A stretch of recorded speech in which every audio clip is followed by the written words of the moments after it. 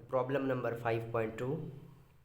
The gravitational force between two identical lead spheres kept at 1 meter apart is 0.06673 Newton. Find their masses. Gravitational force दी गई है, किसके दरमियान दी गई है? Two identical lead spheres, दो lead element के spheres हैं और दोनों क्या हैं? आइडेंटिकल हैं। आइडेंटिकल मीन सेम, ठीक है। कितने फासले पर रखे गए हैं? 1 मीटर के फासले पर। फोर्स कितनी एक्सपीरियंस कर रहे हैं एक दूसरे पर? According to law of gravitation 0.06673 newton. आपने क्या फाइंड करना है? उनके मैसेज बताने हैं कि वो कितने मैसेज के हामिल हैं, वो कितना मैस रखते हैं, जबकि उनके दरमियान इतने न्यूटन फोर्स एक्ट कर रही हो, इतने यानी 1 मीटर के डिस्टेंस पर। तो आइए देखते हैं। सबसे पहले हम इसमें गिवन डाटा देखेंगे कि हमें इसने क्या गिवन दिया, हमें दिया हुआ क्या है इस प्रॉब्लम में। इसमें फर्स्ट थिंग जो हमारे पास जो है वो डिस्टेंस है इनके दरमियान, डी, ठीक है, डिस्टेंस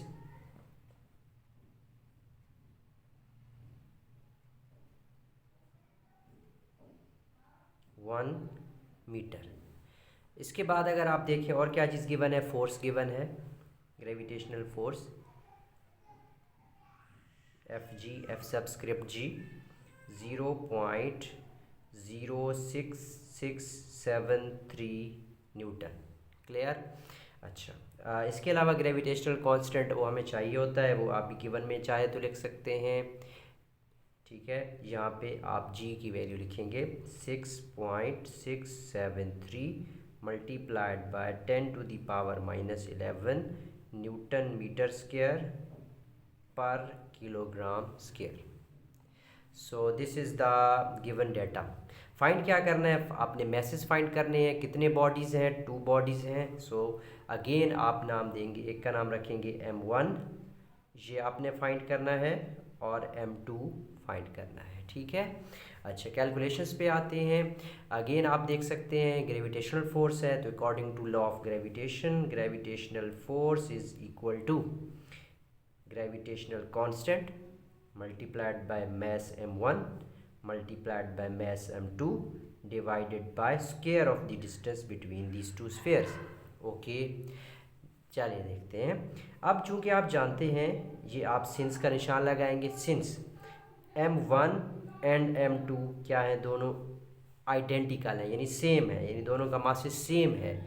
दोनों जो लेड स्फीयर्स हैं एक जैसे पार्टिकल से मिलकर बने हुए हैं, सो दे हैव इक्वल मैसेज। जब उनका मैस सेम है तो आप उनका एक मुश्तरका नाम रख सकते हैं विच इज़ m। तो यहाँ पे अगर आप इस इक्वेशन को थोड़ा इस हालत में डालें कि जहाँ पे m1 है वहाँ पे आप m पुट कर सकते हैं। फ़र्ज़ करें अगर एक 10 किलोग्राम का है तो दूसरा भी 10 किलोग्राम का है, इसलिए आप इस इक्वेशन को, ग्रेविटेशनल फोर्स वाली इक्वेशन को कुछ यूँ लिख सकते हैं। ग्रेविटेशनल कांस्टेंट m1 की जगह पे भी m, क्योंकि और m2 भी किसकी इक्वल है? m के, डिवाइडेड बाय डी स्क्वायर। अब आप अगर इसको मज़ीद देखें तो एफ जी यानी gravitational force will be written as G. M और एम मल्टीप्लाई हो रहे हैं, सेम बेसिस हों, मल्टीप्लाई हो रही हों तो एक्सपोनेंट्स ऐड होते हैं। This is the famous law of exponent which you have studied in your 9th class mathematics, ठीक है। I think unit number 3 or 2। So m multiplied by m will be m square divided by d square. आपको क्या find out करना है? आपको mess चाहिए, ठीक है। आपको क्या चाहिए? मैसेज चाहिए। तो यहाँ पे आप देख सकते हैं, अगर आपको मैसेज चाहिए तो m स्क्वायर इसी साइड पे रहने दें, ठीक है, ये निशान लगा लें। दिस इम्प्लाइज m स्क्वायर इस साइड पर रहेगा और फोर्स अपनी जगह पे रही, इसको कुछ भी नहीं कहा गया। ये डी स्क्वायर इधर डिवाइड हो रहा है, उस साइड पे जाके मल्टीप्लाई हो जाएगा। ये जी इधर मल्टीप्लाई हो रहा है, इस साइड पे आके डिवाइड हो जाएगा, ठीक है। अब आप अगर देखें तो आपके पास मैथ्स के लिए ये रिलेशन आ गया।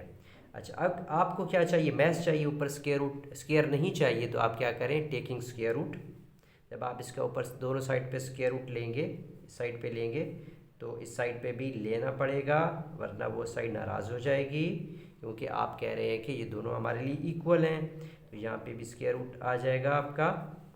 ठीक है, तो ये स्क्वायर और स्क्वायर रूट कैंसल आउट, तो आपके पास जो m के लिए रिलेशन आ रहा है वो कुछ यूँ है, F gravitational force multiplied by distance का स्क्वायर और डिवाइडेड बाय ग्रेविटेशनल कांस्टेंट और सब के ऊपर स्क्वायर रूट। सही हो गया। ये जो आपके पास ग्रेविटेशनल फोर्स है, इसको अगर आप साइंटिफिक नोटेशन में लिखें तो आप डेसिमल को एक कदम उठाया, डेसिमल ने दूसरा कदम, तीसरा कदम, तो आप इसको क्या लिख सकते हैं, 6.673 मल्टीप्लाइड बाय 10⁻³ न्यूटन, यूँ भी इसको लिखा जा सकता है इन द फॉर्म ऑफ 10⁻10। ये देखिए मैथ्स के लिए आपने ये रिलेशन फाइंड आउट किया है अभी, तो आप इसमें वैल्यूज पुट करें। ये एफ जी की वैल्यू क्या आ रही थी आपके पास, 6 पॉइंट,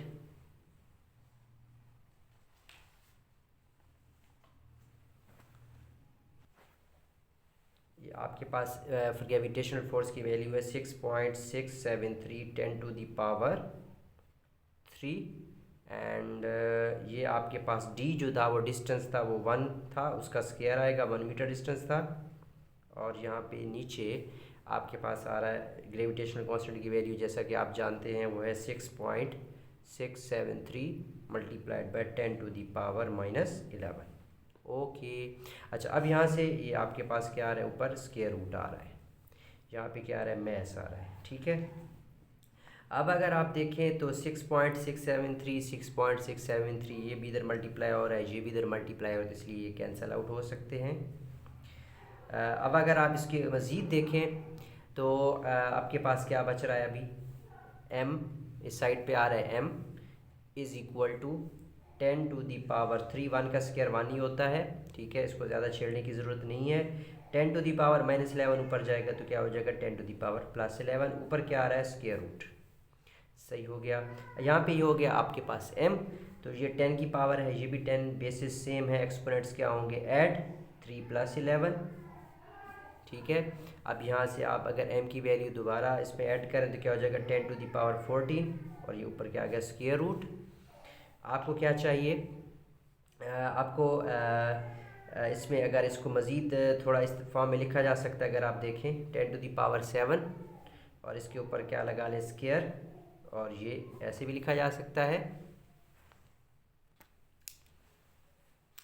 चलें, यहाँ पे एक मिस्टेक हो गई है, असल में ये डेसिमल इस साइड पे जाना था, इसलिए एक पॉइंट यहाँ पे फिर यहाँ पे आएगा तो कितना होगा, 10⁻, राइट साइड पे जाएगा तो 10⁻−2, ये आपका बनेगा 6.63 10⁻−2।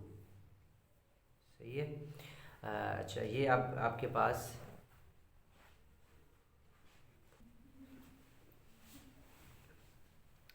ये आपके क्वेश्चन में यहाँ पे मिस्टेक हुई है, 0.006 है, यहाँ पे 0.006 है, इसलिए ये जब 006 है यहाँ पे भी 006 होगा, और ये क्या बन जाएगा, 10⁻−3 बनेगा।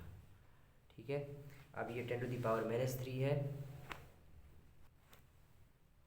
तो यहाँ पे भी 10⁻−3, अब ये -3 यहाँ भी, अब ये अब यहाँ भी -3, तो यहाँ पे कितना हो जाएगा, 11-3 10⁻8, तो 10⁻8 को इस तरह लिखा जा सकता है 10⁻4, और फिर ऊपर स्क्वायर, एक्सपोनेंट के ऊपर एक्सपोनेंट, तो एक्सपोनेंट्स आपस में मल्टीप्लाई होते हैं, this is also law of exponent, तो आप 10⁻8 को इस तरह लिख सकते हैं। अब ये स्क्वायर और ये स्क्वायर रूट कैंसिल आउट हो गया, तो आपके पास मैथ कितना आ रहा है, 10⁻4, यानी कि 10,000, और मैथ का यूनिट क्या होता है, किलोग्राम। ठीक है, अब ये आपके पास क्या आ गई है, m की वैल्यू। अब चूँकि आपने दोनों मैसेज फाइंड करने हैं, तो m, उसने कहा था कि आइडेंटिकल मैसेज हैं, तो m1 भी इतना होगा 10,000 किलोग्राम, और m2 भी होगा 10,000 किलोग्राम। ठीक है, this is the result of numerical number 5.2।